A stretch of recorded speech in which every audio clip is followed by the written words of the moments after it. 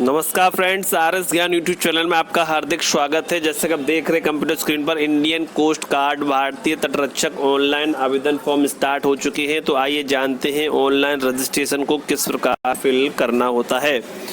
Form आज से start है और आज ही वीडियो आपके लिए बनाया जा रहा है। तो यहाँ देख सकते हैं for registration click here, simply आपको यहाँ क्लिक कर देना है।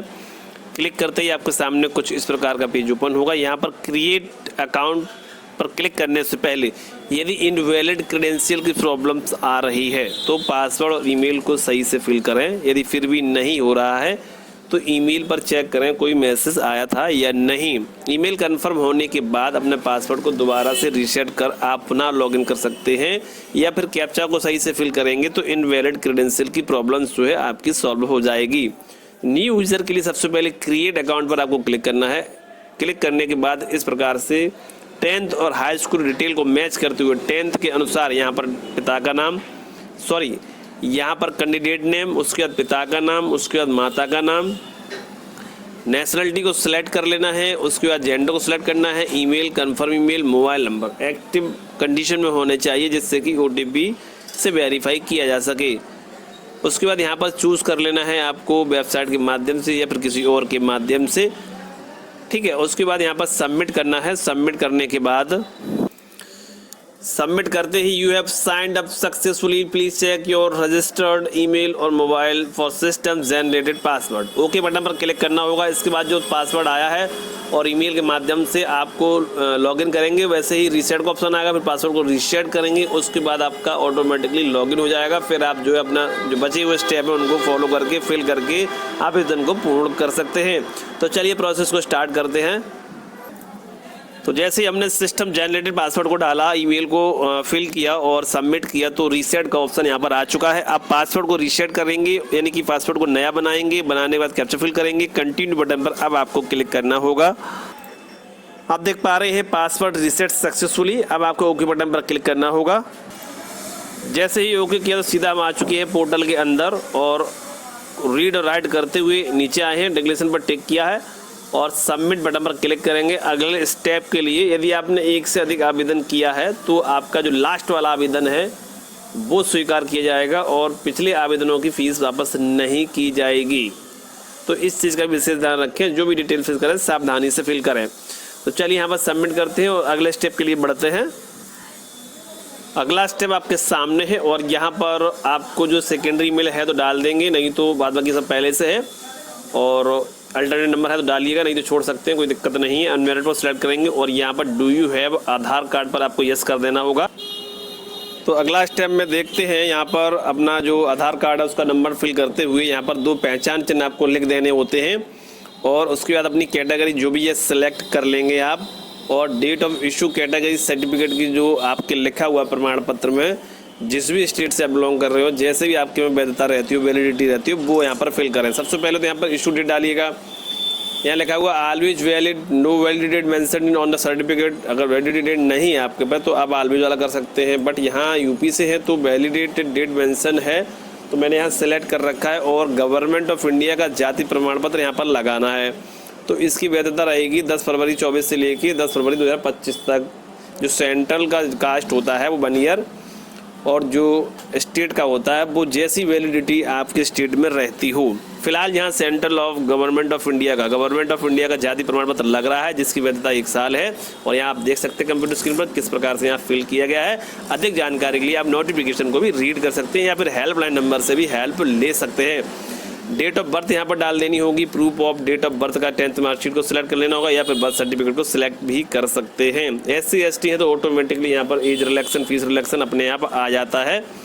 या जो भी रिजर्वेशन कैटेगरी है उसके लिए सिलेक्ट एम्प्लॉयमेंट, यहाँ पर अनएम्प्लॉयड सिलेक्ट कर लेंगे या फिर आप इनमें से कुछ और भी हैं तो कुछ और भी को भी सिलेक्ट कर सकते हैं। उसके बाद यहाँ पर जो है upload ID proof, voter ID card है, आधार कार्ड है, जो भी आप लगा रहे हैं यहाँ पर अपलोड करना होगा। अपलोड DOB प्रूफ में आपने 10th की मार्कशीट लगाई है या फिर आपने बर्थ सर्टिफिकेट लगाया है वो यहाँ पर अपलोड कर देना होगा। उसके बाद आपको सेव बटन करना होगा। सक्सेसफुल सेव होने के बाद आप नेक्स्ट स्टेप पर पहुँचेंगे। अगला स्टेप आपको नाविक GD की पोस्ट को सिलेक्ट कर लेना है और सेव बटन पर क्लिक करते हुए अगले स्टेप के लिए पहुँचना होगा। यहाँ पर 10th की क्वालिफिकेशन को फिल कर लेना है, यहाँ पे एस कर देना है। एस करने के बाद बोर्ड को सिलेक्ट करना है, सर्टिफिकेट नंबर को डाल देना है और परसेंटेज है, सीजीपीजी है, ग्रेड है क्या है उसको सिलेक्ट करेंगे और यहाँ पर पासिंग डालेंगे। उसके बाद एडिशनल मार्कशीट है तो यस करना है, नहीं तो नो करना है आपको। ओके, सब्जेक्ट आपके पास कितने हैं, 5 का सब्जेक्ट का है या 6 सब्जेक्ट का, वो यहाँ लिख देने। लिख देने के बाद यहाँ पर ऐड करते हुए इस प्रकार से, जैसे मान लीजिए हमने उसको डिलीट कर दिया, मान लीजिए, ठीक। अब कितना रह गया, 1 2 3 4 5, हमें 6 करना है तो हमने ऐड कर दिया। अब हम यहाँ पे क्या करेंगे, ड्राइंग को सर्च कर लेंगे। ड्राइंग लिखेंगे कीबोर्ड से या अपने मोबाइल से सर्च हो जाएगा।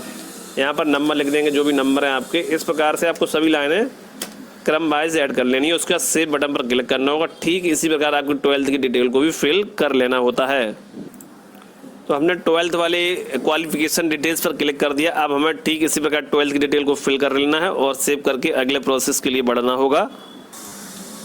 एड्रेस को सही सही फिल कर लेंगे। यदि सेम है तो चेक लिस्ट पर टिक करेंगे, दोनों में सेम फिल हो जाएगा। यदि अलग अलग है तो अलग अलग आप एड्रेस को फिल कर सकते हैं। उसके बाद यहाँ पर आपको डोमिसाइल स्टेट सेलेक्ट करना है, जिस भी स्टेट से आप बिलोंग कर रहे हैं, और उसके बाद जो डोमिसाइल डिस्ट्रिक्ट है उसको यहाँ सेलेक्ट कर लेना है। सेलेक्ट करने के बाद जो है आपका जो भी डिस्ट्रिक्ट है उसके बाद डोमिसाइल सर्टिफिकेट नंबर यहाँ पर डालना होगा आपको, डोमिसाइल इशू डेट डालनी होगी और यहाँ पर आपको अपलोड करना होगा निवास प्रमाण पत्र। सेव बटन पर क्लिक करना होगा और अगले स्टेप के लिए आपको बढ़ जाना होगा।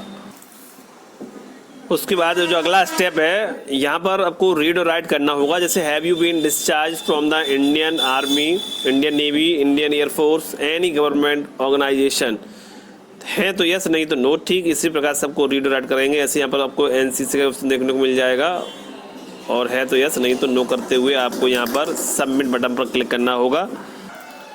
इस प्रकार यहाँ पर जो है फोटो सिग्नेचर को अपलोड कर लिया गया है। रीनेम वही करना है जो यहाँ पर रीनेम करने के लिए दिया गया है। जैसे पासपोर्ट अंडरस्कोप फोटोग्राफ सिग्नेचर है, थंब अंडरस्कोप इम्प्रेशन। इसी प्रकार से फाइल को रीनेम कर लेंगे और यहाँ पर फोटो सिग्नेचर को अपलोड कर देते हैं, सेव कर देते हैं। सक्सेसफुली सेव हो जाती है। उसके बाद ऑप्शन आता है लाइव फोटो को कैसे कैप्चर करना है। स्टार्ट कैमरा है, सबसे पहले कैमरे को एनेबल्ड कर लेंगे अपने पीसी लैपटॉप से। स्टार्ट कैमरा करेंगे और फेस को जो सिंबल आता है फेस का, उसमें स्कैन करने का प्रयास करते हैं।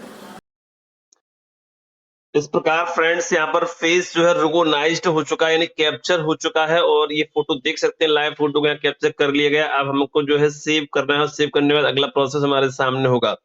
यदि आप चाहते हैं कि लाइव फोटो को फेस से कैसे रिकॉग्नाइज करें, कैसे कैप्चर करें और कैप्चर बटन कैसे ग्रीन होता है, जो फेस रिकॉग्नाइज का जो आइकन बना होता है वो कैसे ग्रीन होता है, फेस को किस प्रकार उसके सामने लाएं, तो इसका वीडियो जो है चैनल पर अपलोड है। आरएस ज्ञान यूट्यूब चैनल है, आप वहां पर लाइव फोटो एरर वाला वीडियो देखकर अपनी समस्या का समाधान कर सकते हैं। क्योंकि इस वीडियो में दिखाते तो वीडियो ज्यादा लंबा हो रहा था, इसलिए वो वीडियो स्पेशल आपके लिए बनाया गया है, लाइव फोटो कैप्चर कैसे करें। तो अब हमको बढ़ना होगा आगे के प्रोसेस के लिए। अगला स्टेप आपके सामने, is there any city listed within 30 kilometres radius from your present address. Yes कर सकते हैं या नो कर सकते हैं, कोई इससे दिक्कत नहीं है। अब उसका सिटी प्रेफरेंस है, सिटी प्रेफरेंस को सेलेक्ट कर लेंगे। आप चाहे सभी स्टेट एक समान सेलेक्ट कर सकते हैं या फिर स्टेट को अलग अलग सेलेक्ट कर सकते हैं, ऐसी कोई दिक्कत नहीं है। बट सिटी जो है वो डिफरेंट रहेंगी, स्टेट आप सेम कर सकते हैं। यहाँ पर जो है सिटी को भर दिया गया है, डिफरेंट सिटी है बट स्टेट मैंने सेम रखा है। आप चाहे स्टेट को डिफरेंट कर सकते हैं और सिटी तो आपको डिफरेंट भरनी भरनी होगी। अब आपको सेव कर देना होगा। अगला स्टेप, स्टेज सेकंड के लिए आपको जो है सिटी प्रेफरेंस को सिलेक्ट करना होगा। उसके बाद आपके सामने प्रीव्यू का पेज है, प्रीव्यू को अच्छे से चेक करेंगे। चेक करने के बाद इन सभी डिक्लेरेशन पर आपको टिक कर देना होगा। अब आपको प्रिंट प्रीव्यू करके पूरा चेक करना होगा। तो यहाँ पर डिक्लेरेशन पर यस कर दिया गया और सेव बटन पर क्लिक करना होगा। इस प्रकार प्रीव्यू फिर से सामने है और अच्छे से चेक करेंगे आप। सभी डिक्लेरेशन पर टिक करना है। Kindly provide confirmation on below questionnaire asked while checking print preview. तो यस करने के बाद अब आपको कंफर्म डिटेल्स पर क्लिक कर देना होगा। इस प्रकार पेमेंट का ऑप्शन हमारे सामने आ चुका था और हमने पे पर क्लिक किया था, कुछ एरर हुआ, दोबारा से लॉगिन किया तो सीधा मेक पेमेंट वाला ऑप्शन दिखाई दे रहा है। यहाँ हमने पेमेंट गेटवे का फर्स्ट पेज ओपन किया, पे नाउ पर क्लिक करना होगा। फीस का ऑप्शन आ चुका है, credit card, debit card, net banking का यूज कर सकते हैं। कार्ड की डिटेल या नेट बैंकिंग डिटेल को फिल करेंगे, मेक पेमेंट करेंगे, ओटीपी आएगा, ओटीपी डालकर पेमेंट हो जाएगा। इन केस पेमेंट फेल्ड हो गया या कट गया तो दोबारा से लॉगिन करेंगे, स्टेटस को चेक करना होगा, अकाउंट को चेक करना होगा कहीं रिफंड तो नहीं हो गया, बैलेंस चेक करते रहिए। हेल्प नंबर का यूज कर सकते हैं, लास्ट टाइम यदि नजदीक है तो दोबारा पेमेंट कर सकते हैं, बट यदि टाइम है लास्ट डेट में तो दोबारा पेमेंट करने से बचें और इन प्रयासों को करें, समाधान होगा। टाइम सेशन का जरूर ध्यान रखना चाहिए। पेमेंट फेल्ड होने की स्थिति में आप सीधा लॉगिन करेंगे, लॉगिन करके अपना एप्लीकेशन स्टेटस जरूर चेक करते रहेंगे। यदि अपडेट होगा तो 24 से 48 घंटे में अपडेट होने के चांसेस रहते हैं। वैसे यहाँ बताया गया है यदि पेमेंट आपका कट गया, पेमेंट इज नॉट रिसीव्ड लिख कर दिखा रहा है, तो विद इन 15 डेज में जो है ऑटोमेटिक रिफंड वापस कर दिया जाएगा। तब तक लास्ट टाइम नजदीक आ जाएगा और आपको दिक्कत हो जाएगी इंतजार करते करते। तो मेरा कहने का मतलब ये 24 से 48 घंटे 72 घंटे तक का इंतजार जरूर कर लें। लास्ट डेट को देखते हुए यदि पेमेंट सक्सेसफुल कटा है तो अपडेट भी जरूर होगा। हेल्पलाइन नंबर है, हेल्पलाइन ईमेल है, इनसे भी अपनी हेल्प ले सकते हैं, कुछ ट्रिक्स अपना सकते हैं, समाधान कर सकते हैं। 2-3 दिन इंतजार कर लीजिए, नहीं हो रहा तो दोबारा कर सकते हैं, बट रिफंड का जो प्रोसेस है वो ऑटोमेटिकली आईसीजी के अनुसार ही होगा। इस चीज का भी विशेष ध्यान रखें। और यदि ज्यादा देर तक साइड में काम कर रहे हैं और आपने पेमेंट किया तो हो सकता है टाइम सेशन की प्रॉब्लम आ जाए। सबसे पहले प्रीव्यू को अच्छे से सबमिट कर लीजिए। जब पेमेंट का ऑप्शन आ जाए तो उस टाइम पर लॉग आउट करिए, ब्राउजर हिस्ट्री क्लीन करिए, कुकीज को क्लीन करिए, बढ़िया से तरीके से ब्राउजर को दोबारा से ओपन करिए, फिर से आप लॉगिन करिए और फिर आप सब कुछ चेक कर चुके होंगे, सीधा पेमेंट ही तो करना रह जाएगा। तो फिर पेमेंट का टाइम कम लगेगा और झट से पेमेंट हो जाएगा और एरर भी नहीं रहेगा, पेमेंट भी सक्सेसफुल हो जाएगा। तो ये कुछ ट्रिक्स होती हैं जिन्हें अपनाने से वेबसाइट में इजीली और अच्छे से पेमेंट हो जाता है फ्रेंड्स। तो ये अपडेट आपको कैसी लगी? और एक चीज बता दें, जैसे पेमेंट आपका सक्सेसफुल होगा तो यहाँ स्टेटस भी आप देख पाएंगे अच्छे तरीके से, पेमेंट रिसीव भी लिखा होगा, सक्सेसफुल भी लिखा होगा और अपना प्रिंट आउट भी प्राप्त कर पाएंगे। प्रिंट आउट पर पेड, पेड का मतलब होता है फीस आपने चुका दी है, इस प्रकार का स्टेटस भी आपको शो कर जाता है। यदि स्टेटस यहाँ रिसीव्ड नहीं शो कर रहा है और प्रिंट आउट यहाँ से जनरेट नहीं हो रहा है, प्रिंट आउट पर पेड लिख कर नहीं आ रहा है, तो इसका मतलब आपका प्रिंट आउट जो है, जो फीस है वो सक्सेसफुली नहीं हुई है और अपडेट भी नहीं हुआ है, ना ही प्रिंट आउट आपका एक्सेप्टेड माना जाएगा। मान लीजिए आपने सोचा कि फीस सक्सेसफुल कट गई है, अब तो मेरा फॉर्म एक्सेप्ट हो ही जाएगा, ऐसा नहीं है। स्टेटस पर एप्लीकेशन रिसीव्ड यानी पेमेंट रिसीव्ड लिखा होना चाहिए, नोट नहीं होना चाहिए। पेमेंट इज रिसीव्ड सक्सेसफुली होना चाहिए और प्रिंट आउट भी जनरेट होना चाहिए, उस पर पेड का ऑप्शन भी आना चाहिए। ये चीजें जरूर कंफर्म कर लें, तभी सक्सेसफुल माना जाएगा और फिर आप दोबारा पेमेंट भी नहीं कर पाएंगे, एक बार ही पेमेंट होगा।